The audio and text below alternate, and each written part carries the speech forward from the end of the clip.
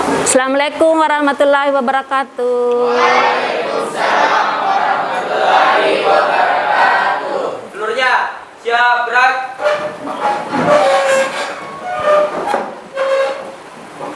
Kepada Bu Guru beri salam. Assalamualaikum warahmatullahi wabarakatuh. Waalaikumsalam warahmatullahi wabarakatuh. Dulu siap gerak.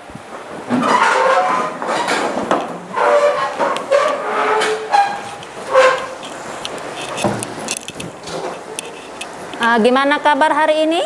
Alhamdulillah. Sehat semua ya?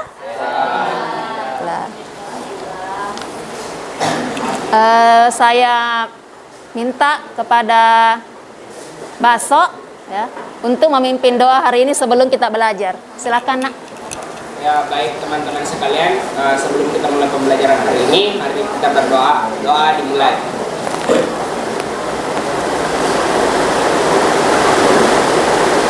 Amin. Doa selesai. Ya. Saya cek dulu kehadirannya ya, apakah sudah hadir semua? Tapi kayaknya saya lihat sudah full ya, full, sudah duduk dengan rapi. Jadi kayaknya hadir semua ya. Ada atau masih ada yang tidak hadir? Ini kelompok berapa ini? Hadir semua ya? Lengkap. Wah lengkap, alhamdulillah. Berarti Andi Fadillah juga sudah datang. Oke, alhamdulillah lengkap. Iya. Ya baiklah.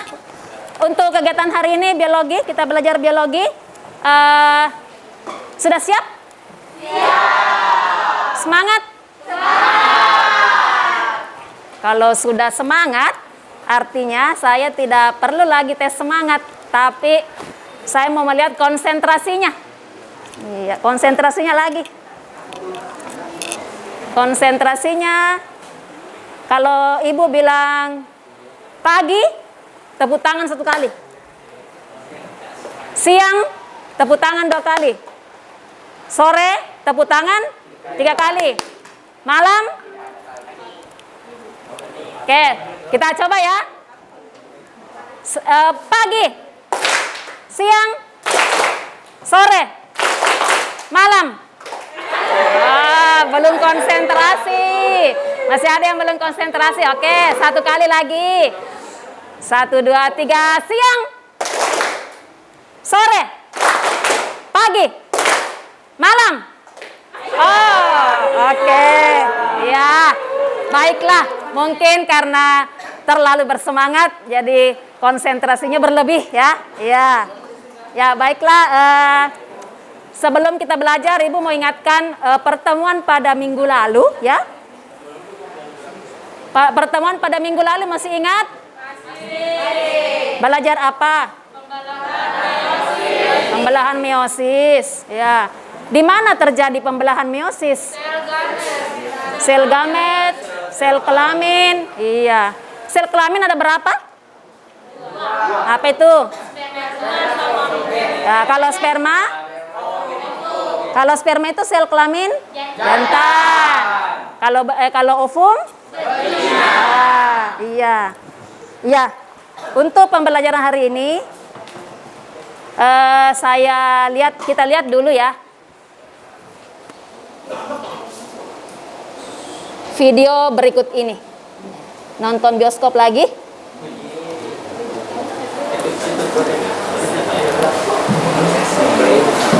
Video fertilisasi ya.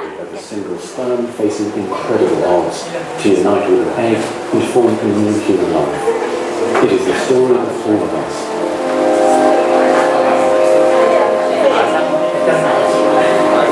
During sexual intercourse, ada kayak asap katanya. Itu apa itu?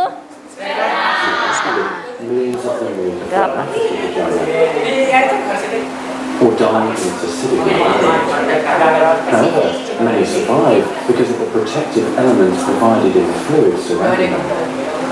Next, the sperm must pass through the cervix and open it into the uterus. Usually, it remains tightly closed, but here the cervix is open for a few days while the woman ovulates. The sperm swim through the cervical mucus, which is thinned to a more watery consistency for easier passage. inside the cervix, the sperm continues swimming toward the uterus, though millions will die trying to make it through the mucus. Some sperm remain behind, caught in the folds of the cervix, but they may later continue the journey as a backup to the first group. Inside the uterus, muscular uterine contractions assist the sperm on their journey to the egg. However, resident cells from the woman's immune system, mistaking the sperm for foreign invaders, destroy thousands more.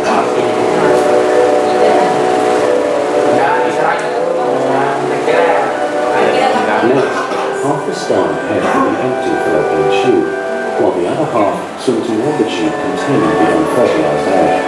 Now, only a few thousand remain.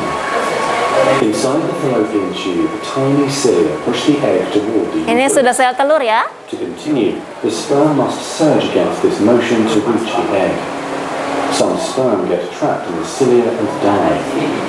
During this part of the journey, chemicals in the reproductive tract cause the membranes covering the heads of the sperm to change. As a result, the sperm become hyperactive, swimming harder and faster toward their destination. At long last, the sperm reach the egg. Sperm to burrow into the layers. Inside the zona pellucida is a narrow, fluid-filled space just outside the egg cell membrane. The first sperm to make contact will fertilize the egg. Inilah sperma pertama yang After masuk a ya. perilous journey and against incredible odds, a single sperm attaches to the egg cell membrane. Within a few minutes, the outer membranes fuse and the egg pulls the sperm inside. This event causes changes in the egg membrane that prevent other sperm from attaching to it. Next, the egg releases chemicals that push other sperm away from the egg and create an impenetrable fertilization membrane. As the reaction spreads outward, a new membrane forms around the genetic material, creating the main pronucleus. Inside, the genetic material reforms into 23 chromosomes. The female genetic material, awakened by the Ini sudah terjadi fusi ya, penggabungan atau fusi. resulting in the female pronucleus, which also contains 23 chromosomes. As the male and female pronuclei form, spiderweb-like threads, called microtubules, pull them toward each other. The two sets of chromosomes join together, completing the process of fertilization. At this moment, a unique genetic code arises, instantly determining Ini tahap apa kalau begini? Metafase ya. and hundreds of other characteristics. This new single cell, the zygote, is the beginning of a new human being. And now the cilia and the fallopian tube gently sweep the zygote toward the uterus, where he or she will implant in the rich uterine lining, growing and maturing for the next 9 Tumbuh dan months jatuh tempo until untuk birth. dalam jangka waktu 9 bulan ya, berarti sudah terjadi kehamilan ya. Oke.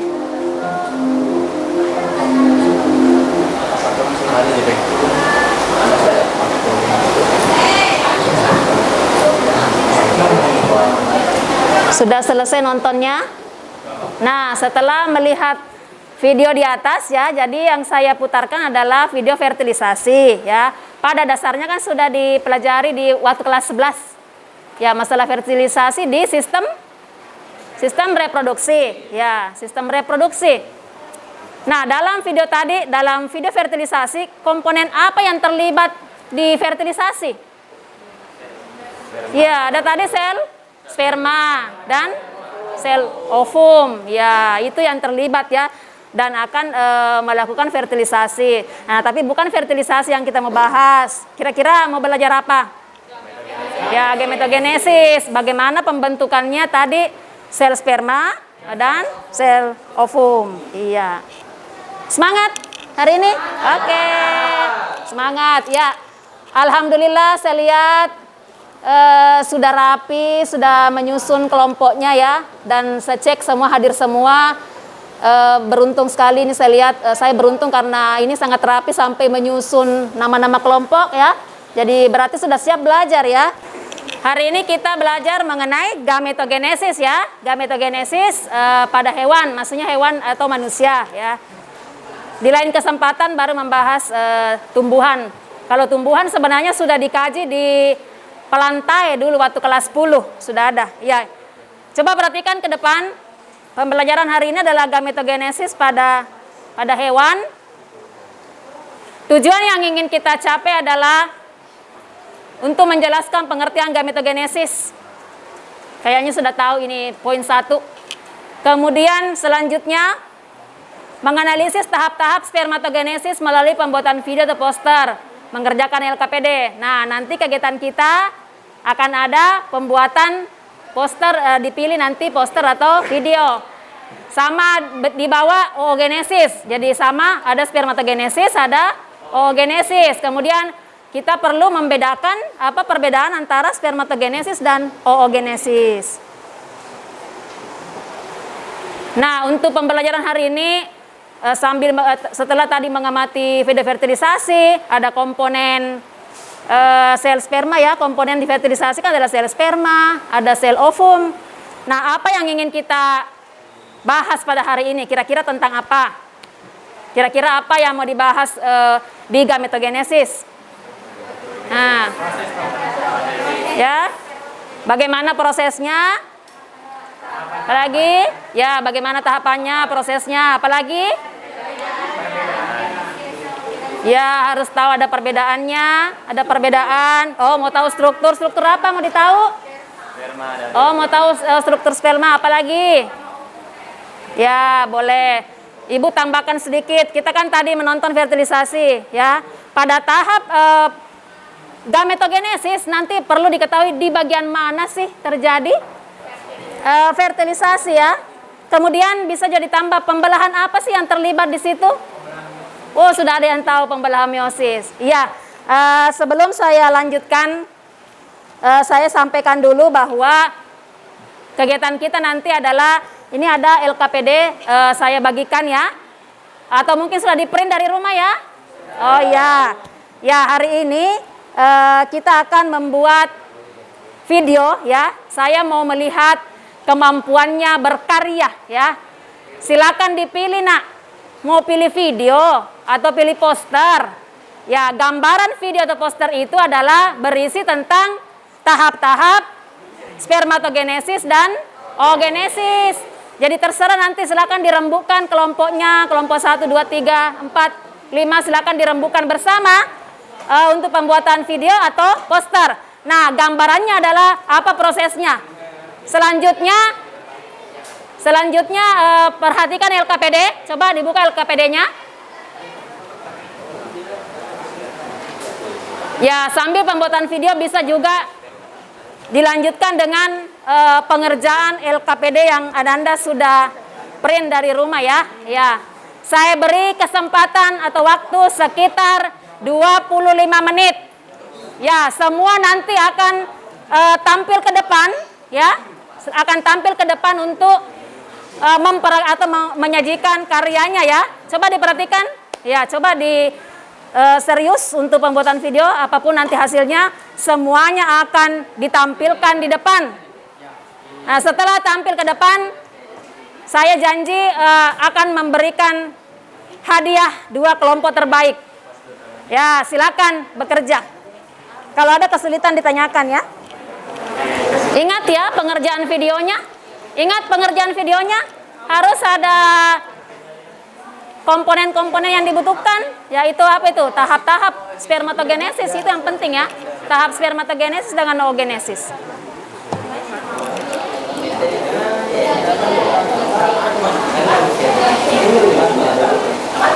Nah, untuk hasil videonya nanti tolong dikirimkan ke drive saya ya. Ya, kirim dalam bentuk drive supaya kita presentasikan ke depan.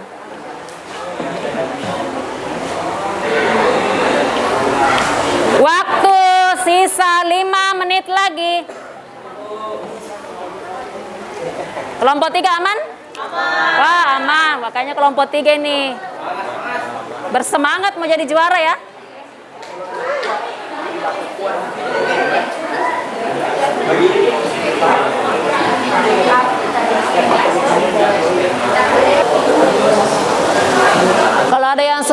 Sudah selesai, boleh kirim drive. Saya lihat ini baru ada sudah masuk, saya lihat satu kelompok ya.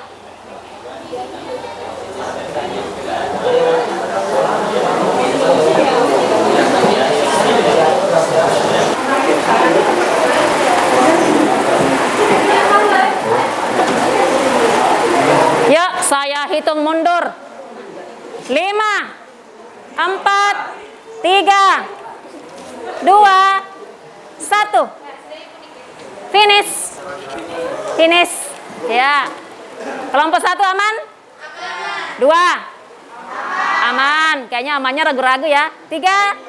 Wah, 3 paling mantap. 4. Oh, 5. Ya, baiklah.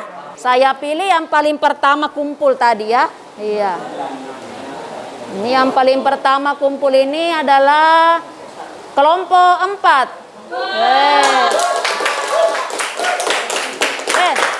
Silakan.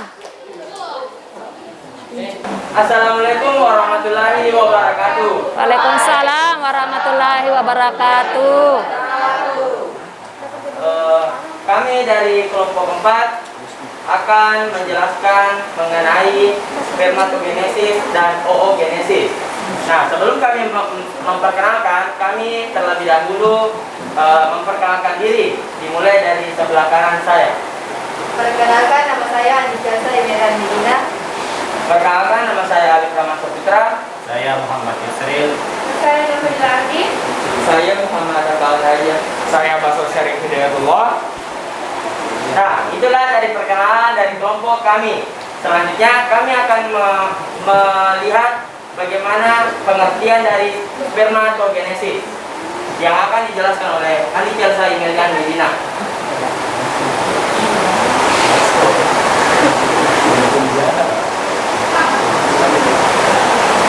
Silakan nak. Oke. Spermatogenesis adalah proses saat spermatozoa haploid berkembang dari sel germinal di tubulus seminiferus dalam testis. Proses ini dimulai dengan pembelahan mitosis sel induk yang terletak dekat membran basal tubulus. Selanjutnya adalah tahap spermatogenesis. Coba diperhatikan ke depan apakah sama ya? Atau ada yang perlu dilengkapi? Silakan nak. Proses spermatogenesis berlangsung dalam bagian di dekat testis yang bernama tubulus seminiferus. Di dalam tubulus seminiferus terjadi pembelahan spermatogonium membelah secara mitosis menjadi spermatosit primer. Spermatosit primer kemudian membelah lagi secara meiosis menjadi spermatosit sekunder yang berkromosom haploid. Kemudian spermatosit sekunder akan mengalami pembelahan meiosis kedua menjadi spermatid.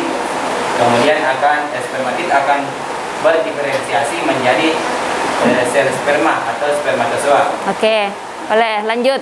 Nah, ya, sekarang kita masuk pada struktur ovum. Yang pertama yaitu ada sitoplasma, yaitu sel telur yang mengandung semua materi yang berguna untuk membentuk suatu individu. Yang kedua yaitu corona radiata, yaitu lapisan terluar dari sel telur atau ovum. Corona radiata terdiri dari beberapa body cell dan nulosa yang membiarkan telur menempel setelah dikeluarkan dari folikel. Yang ketiga yaitu ada zona pellucida. Zona pellucida merupakan bagian pelindung sitoplasma yang membantu melindungi sel telur. Nah, yang keempat ada badan polar pertama. Badan polar pertama yaitu adalah oosit yang lebih kecil. Yang terakhir ada nukleus, yaitu inti sel dari ovum. Oke. Ya, terima kasih kepada kelompok 4. Ya, kita lanjutkan nanti di kelompok lain ya. Tepuk tangan untuk kelompok 4. Oke, silakan duduk. Ini dikasih lagi giliran nanti kelompok lain itu ya. Ya, oke, silakan duduk. Terima kasih Nanda semua.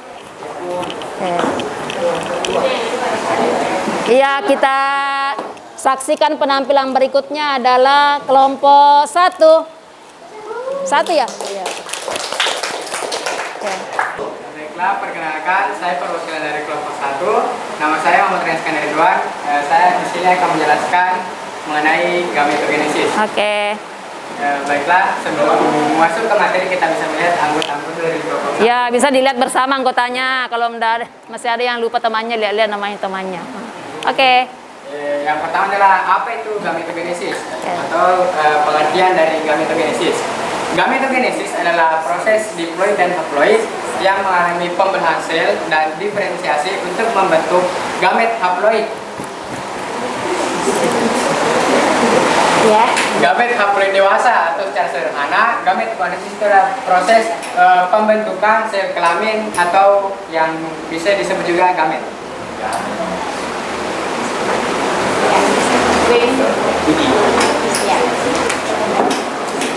Baik, gametogenesis sendiri itu ada dua. Yang pertama adalah spermatogenesis atau proses gametogenesis yang terjadi pada sel kelamin jantan atau laki-laki, dan oogenesis Ya, terjadi pada betina atau perempuan. pada perempuan. Oke. Yang pertama adalah spermatogenesis, dimulai dari spermatogonium, yaitu sel induk yang bersifat diploid atau 2N. Selanjutnya yang terjadi pembelahan mitosis yang kemudian menghasilkan spermatosit primer yang dia masih diploid karena pembelahan mitosis.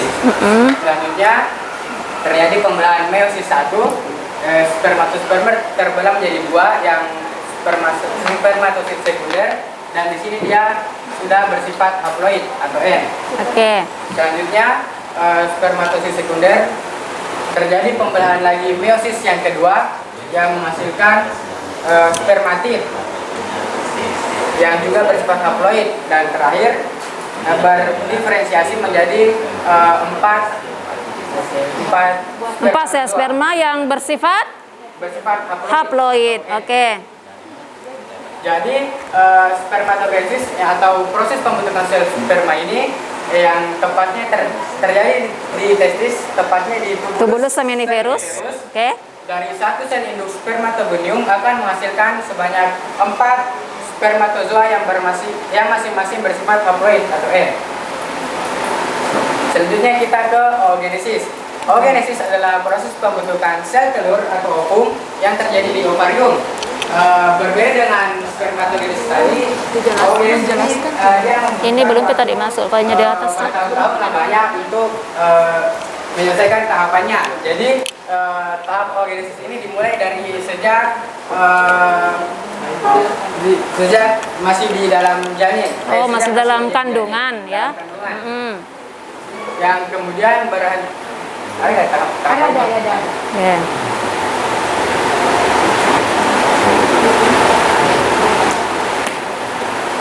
Ini oogenesis ya. Dimulai dari oogonium itu, dia dari oogonium yang kemudian terjadi pembelahan mitosis menjadi oosit primer. Ini terjadi di dalam kandungan yang kemudian setelah janin ini lahir itu akan berhenti dan kemudian dilanjutkan kembali saat sudah mengalami masa pubertas. Saat memasuki masa pubertas, proses oogenesis ini melanjutkan prosesnya. Ya, ini terjadi pembelahan meiosis 1 dari oosit primer terbelah menjadi 2, ya, menjadi oosit sekunder dan badan polar primer yang sekarang itu dia sudah bersifat haploid atau N. Kemudian lanjut kembali menjadi meiosis 2 yang ini oosit sekunder tadi terbelah menjadi 2 menjadi oosit Apanya yang salah? Iya, salah ketik. Ootit ya. Ya, salah ketik. Badan polar, sementara Salah ketik semua, berarti sumbernya salah ketik ya. Bisa membelah, bisa juga tidak. Dan ketika membelah dia menjadi 2 badan polar sekunder atau badan polar kedua. Yang kemudian ootit ini dia menunggu tahap fertilisasi. Fertilisasi. Ketika Tidak dibuahi, tidak dibuahi dia maka akan mengalami degenerasi. Tapi ketika dibuahi ootit ini dia akan menyempurnakan Iya, menjadi ovum. menyempurnakan menjadi ovum ya. Jadi sudah ada nggak tadi identifikasi masalah yang terjawab? Ada ya? Iya, jadi di mana terjadi fertilisasi? Iya. Oke, silakan kelompok.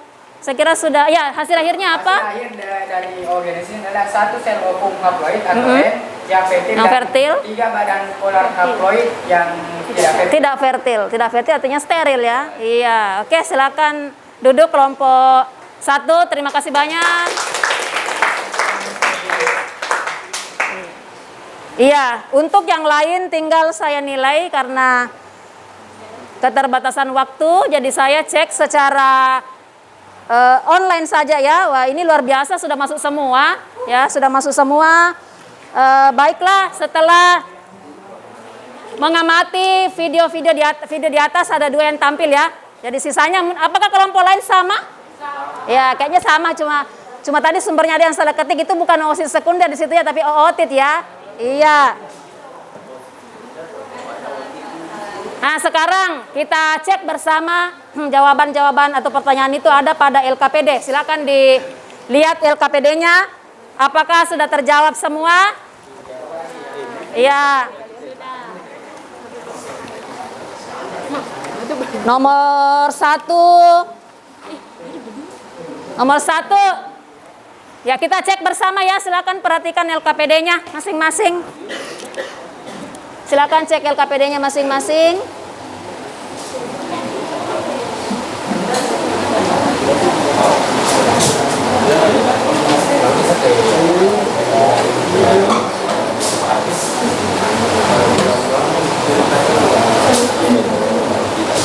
Ya, coba perhatikan nomor penunjukan nomor 1 itu apa?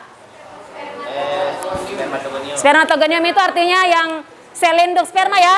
Ya, sel induk sperma. Kemudian nomor 2 spermatosit primer. Yang ketiga spermatosit sekunder ya. Kemudian yang keempat adalah ya spermatid. Spermatid membelah menjadi spermatozoa atau sperma. Spermatozoa kalau dia sudah mengalami kematangan ya. Iya, oke. Sudah bagian-bagiannya sudah aman, alhamdulillah aman. Kemudian nomor kita bagian B. Pada bagian mana terjadi peristiwa meiosis? Di tahap kemana tadi meiosis? 2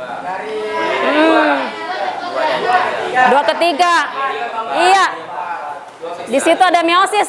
Kenapa yang pertama disebut mitosis? Masih sama jumlah ya, masih diploid berarti karena masih bersifat sebagai sel induk ya. Jadi pembelahannya itu mitosis. Nanti direduksi setelah masuk ke meiosis ya. Ya menghasilkanlah menghasilkan 4 sperma, 4 sel ya, 4 sel. Yang tadi adalah semuanya fungsional. Oke. Terjawab. Oke, kita ke nomor 2. Nomor C, ini masih ada C ya. Dalam 1 tetes air mani terdapat kurang lebih 200 sampai 500 juta sperma yang dapat dihasilkan. Apakah semua sel sperma dihasilkan fungsional dan dapat membuahi sel telur? Semuanya fungsional, tapi apakah membuahi sel telur? Ya, cuma 1 yang berhasil membuahi. Karena di dalam perjalanan tadi menurut video banyak yang gugur, banyak yang kalah berjuang. Iya, silakan. Apa pun yang membuat gugur? Apa yang membuat gugur katanya? Dalam perjalanan kenapa bisa beberapa menghilang, habis atau bagaimana? Kira-kira penyebabnya apa?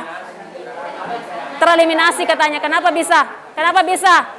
Kenapa bisa ada yang mati atau ada yang gugur?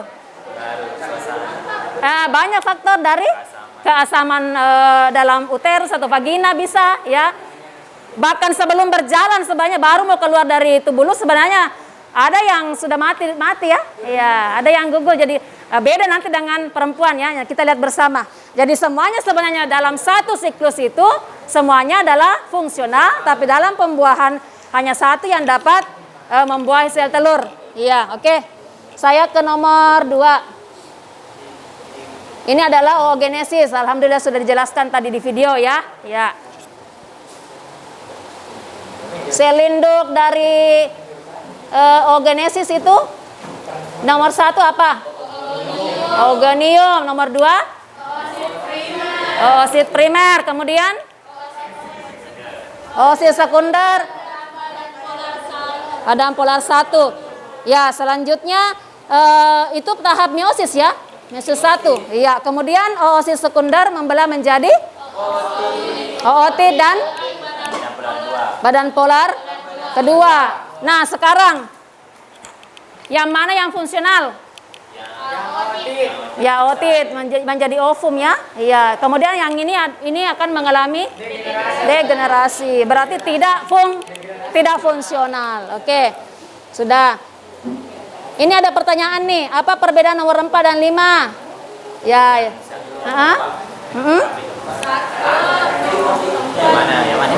Nomor 4 otit. Badan polar.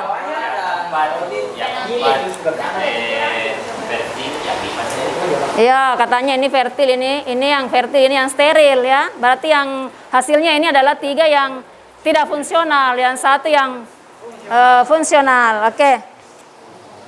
Selanjutnya jelaskan apakah pada peristiwa oogenesis selalu menghasilkan sel telur yang siap dibuahi. Apakah dalam satu siklus ini ya? Apakah siap dibuahi? Yo, apa? Coba.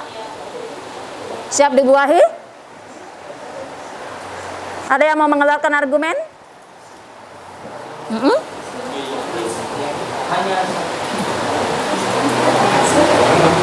Apa jawabannya itu?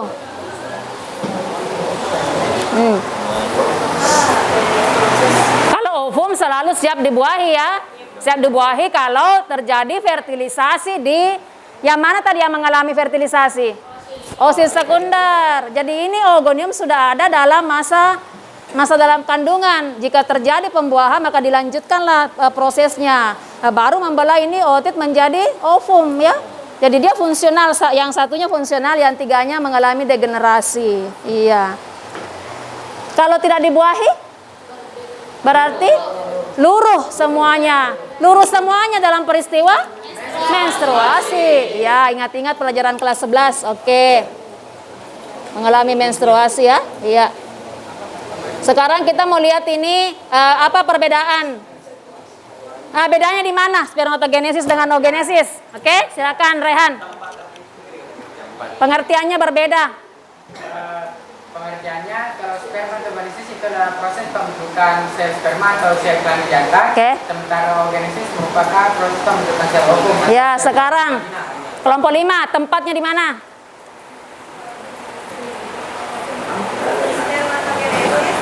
Terjadi di? Oke. Di ovarium. Ya, apa lagi bedanya kelompok 4? Hasilnya beda. Oke. Kalau spermatogenesis itu menghasilkan 4 sel fungsional berupa sperma haploid, sedangkan oogenesis menghasilkan 1 sel fungsional yaitu ovum atau haploid dan 3 sel non fungsional yaitu badan polar atau haploid. Baiklah. Kayaknya semuanya sudah mengerti ya. Iya, jadi sudah tahu, minimal tahu apa perbedaannya spermatogenesis dengan oogenesis. Nah, sekarang saya mau tes secara acak ya. Secara acak. Saya mau ke spermatogenesis dulu. Iya.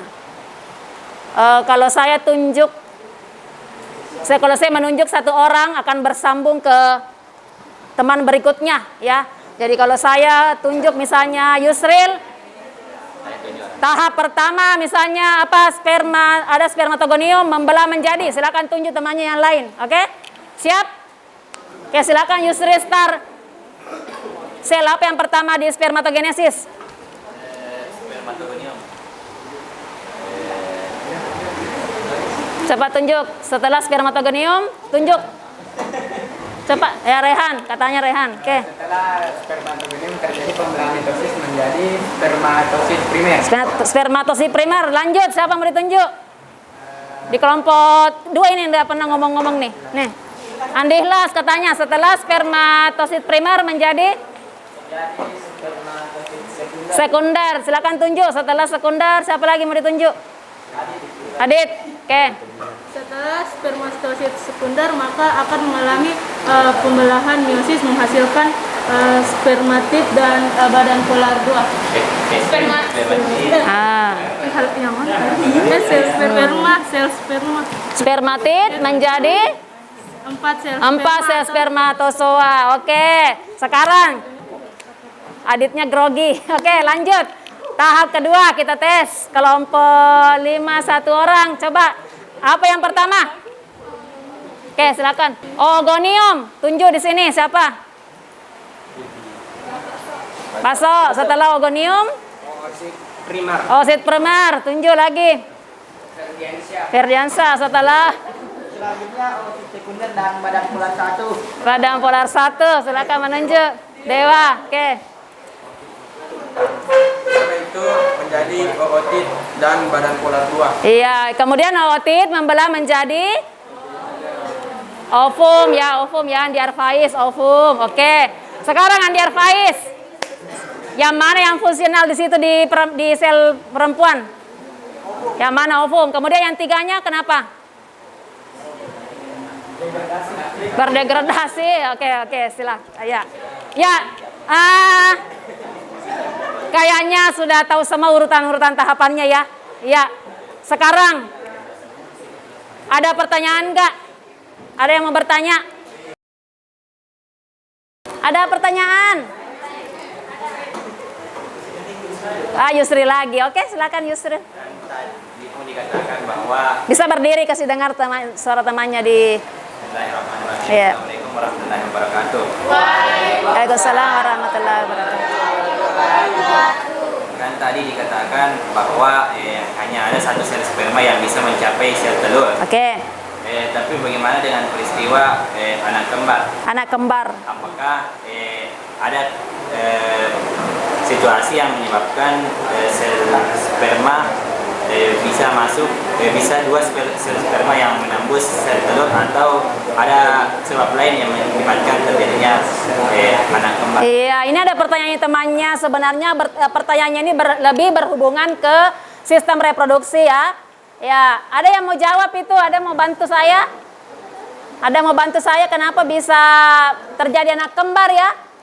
Padahal cuma tadi kan satu sel sperma yang mampu menembus satu sel telur itu ya. Nah, kenapa bisa terjadi kembar? Ada yang bisa menjelaskan? Kok bisa ya? Ini pertanyaannya sebenarnya direproduksi tapi tidak apa-apa ditanyakan karena ada hubungannya dengan sperma dengan ovum ya. Oke, ada pertanyaan nak? Ada yang mau jawab? Maaf. Ya, baiklah, mungkin lupa-lupa lagi pelajarannya kelas 11 atau mungkin tidak sempat ditanyakan waktu itu karena lagi pandemi ya, libur pandemi. Oke, kita lagi daring di rumah. Baiklah, saya mencoba mengingatkan kembali untuk reproduksi ya. Jadi pertanyaannya Yusril, kenapa bisa terjadi seperti itu ya? Nah, anak kembar itu ada identik, ada yang non identik ya. Yang terjadi secara identik itu adalah satu sel telur dibuahi oleh satu sel ovum. Iya.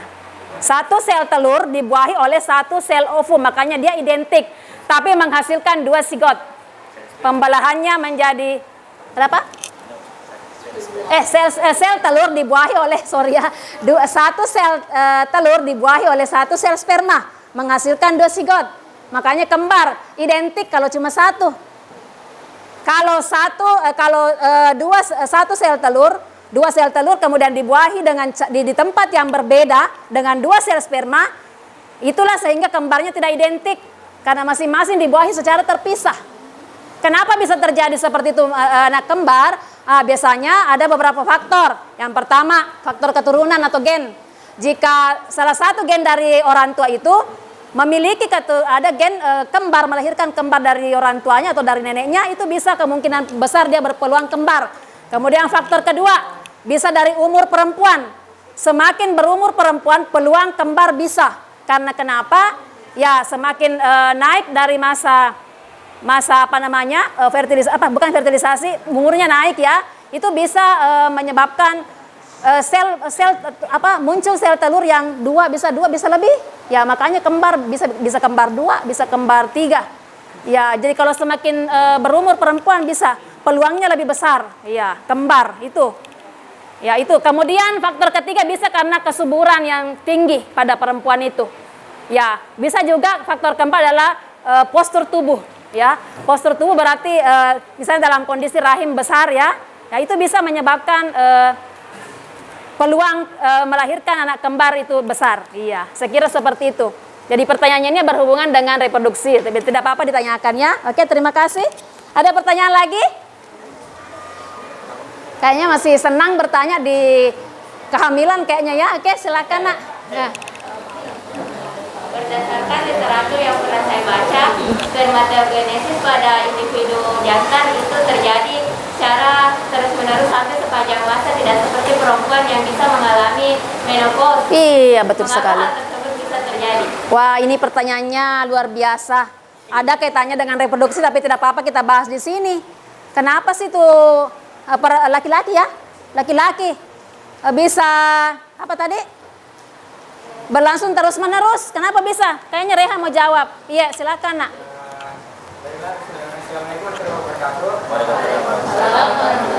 Assalamualaikum warahmatullahi wabarakatuh. Ada tadi salah satu perbedaan dari spermatogenesis dan oogenesis, yakni tempat waktu kerjanya atau waktunya terjadi. Jadi kalau di oogenesis itu dia waktu masih dalam kandungan, dia oosit sudah lebih dahulu menyimpan oosit primer yang jumlahnya sangat banyak. Iya. Jadi setelah mulai pubertas ini, mulai misalnya satu oosit primer dulu yang terjadi pembelahan menjadi ovum, lalu menjadi ootit, lalu oosit primer yang lain yang siklusnya itu setiap 1 bulan. Jadi ketika terjadi menopause itu, dia berarti oosit primernya itu sudah habis. Iya, Beda karena dengan spermatogenesis iya. yang dia mulai terjadi saat pubertas dan terjadi terus menerus, karena dia itu tidak habis anunya yang spermatogenesis. selnya banyak ya. Iya. Kalau sebenarnya kalau mau dibandingkan semuanya banyak ya. Semuanya dalam jumlah yang besar. Ya, tapi karena perempuan ini mengalami peluruhan menstruasi karena belum dibuahi dan dia lebih duluan cepat ada memang menunya ya, sel induknya di dalam saja dia masih dalam kandungan. Kalau laki-laki nanti dia pubertas ya. Ya, sampai di sini kenapa nak? Oh, mau bertanya lagi? Oke, silakan. Assalamualaikum Oke. warahmatullahi wabarakatuh. Oke, Waalaikumsalam warahmatullahi wabarakatuh. Saya ingin bertanya, kan tadi itu sel sperma fungsional, Yeah. tapi kenapa bisa di pria terjadi kemandulan? Oh, kenapa bisa mandul? Katanya fungsional semua. Tapi kenapa dia mengalami kemandulan? Wah, pertanyaannya bagus. Oke, kelompok 2 kayaknya mau jawab ya. Oke, silakan. Kenapa lagi terjadi kemandulan? Nah, tadi kan fungsional semua, ya. Bisa dibilang aktif semua ya. Iya. Mungkin kelompok 2 mau bantu saya? Mau jawab temannya? Pertanyaan temannya? Iya, silakan nak. Iya. Waalaikumsalam warahmatullahi wabarakatuh. Ada semua spermatozoa itu nanti akan membelah dan menghasilkan 4 spermatozoa yang fungsional. Yang fungsional. Ada faktor-faktor yang dapat menyebabkan terjadinya kemandulan. Oke. Pertama itu seperti faktor fisik, bisa karena laki-laki itu kekurangan tidur, bisa juga konsumsi kafein berlebihan. Oh iya, bagus. Bisa faktor luar yang menyebabkannya, sehingga sperma yang dihasilkan itu sperma yang tidak fertil, sperma yang tidak fungsional atau sperma yang cacat. Iya, mungkin kurang berkualitas ya. Iya, ingat itu waktunya reproduksi, bedakan air mani dengan sperma. Air mani itu artinya dia mengandung sperma. Ya, kalau air mani berarti ada gabungan sperma dengan semua dari ada prostat juga, semua ada di situ berkumpul, bergabung di sel sperma. Jadi yang disemprotkan ke tubuh wanita itu adalah sel air mani yang mengandung sperma. Nah, terjadi kemandulan, bisa saja spermanya yang kurang berkualitas, jadi yang disemprotkan cuma air mani, spermanya mungkin tidak berkualitas, jadi memang sih fungsional tapi mungkin kurang aktif ya. Ya itu, saya kira begitu ya. Oke, baiklah. Ada yang mau menyimpulkan materi kita hari ini? Cukup materi kesimpulan dari yang saya minta adalah perbedaannya diulangi lagi. Coba, apa perbedaannya lagi? Kayaknya sebenarnya sudah sempurna ya, cuma bisa diulangi kembali apa kesimpulannya. Cukup perbedaannya lagi diulangi. Oke, silakan. Kelompok 5 barangkali. Oke, silakan nak. Adapun kesimpulan pada pertemuan kali ini dapat dilihat pada perbedaan antara spermatogenesis dan oogenesis. Yang pertama, tempat. Tempat terjadinya spermatogenesis adalah tubulus seminivirus dalam testis, sedangkan oogenesis ovarium. 2. Hasil. Spermatogenesis menghasilkan 4 sel fungsional berupa sperma atau haploid, sedangkan oogenesis menghasilkan 1 sel fungsional yaitu ovum dan 3 sel non-fungsional yaitu badan polar. Yang ketiga yaitu proses. Proses spermatogenesis terjadi terus-menerus, sedangkan oogenesis memiliki periode dan istirahat yang panjang. 4. Ukuran. Ukuran spermatogenesis berkurang sama dengan spermatid dan spermatosit, sedangkan oogenesis berbeda. Ovum berkurang lebih besar dari oosit. Sekian. Iya, baiklah. Mungkin pertemuan selanjutnya lain kali kalau dalam kegiatan kesimpulan barangkali bisa menggunakan bahasa sendiri ya, supaya nampak bahwa Anda menguasai seperti itu. Ya, seperti janji saya tadi, saya mau mengumumkan kelompok terbaik, semuanya baik tapi ada yang cantik tampilan videonya ya. Iya, saya mau berikan kepada kelompok 1 dan 4.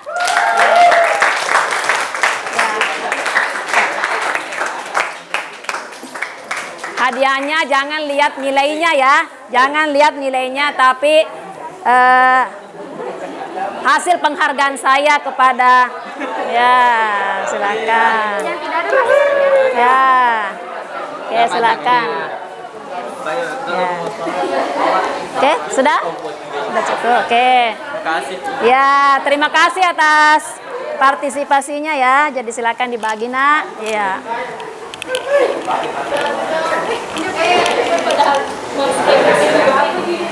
Iya. Coba perhatikan, kita jawab saja secara lisan ini. Ini ada evaluasi, coba diperhatikan evaluasinya. Kita jawab cukup 3 nomor saja. Ini baca dulu quote-nya hari ini ada dari saya. Silakan dibaca.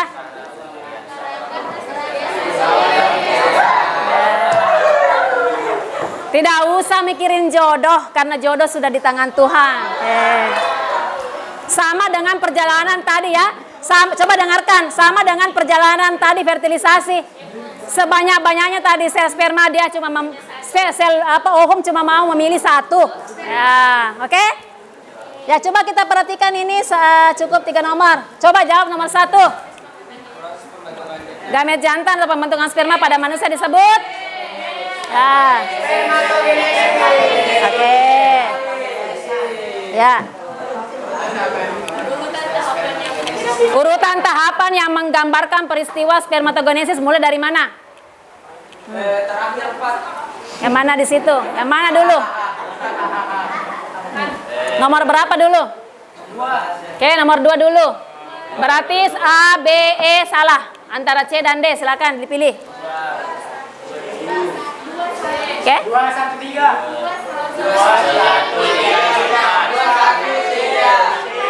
2, 1, 3. Oke. Bagus. Ya, sekarang yang mana di situ penunjukan spermatogonium dan spermatid? 1 dan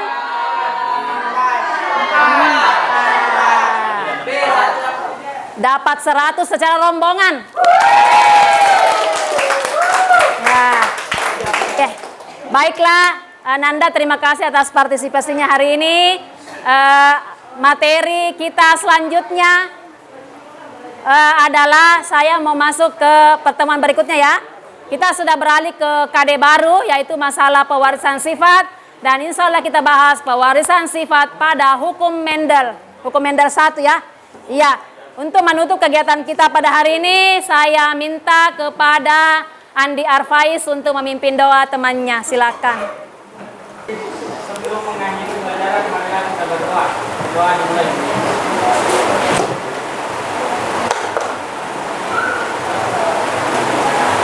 Selesai. Amin. Terima kasih Nanda, sambil menunggu pembelajaran selanjutnya. Saya ucapkan terima kasih sekali lagi. Assalamualaikum warahmatullahi wabarakatuh.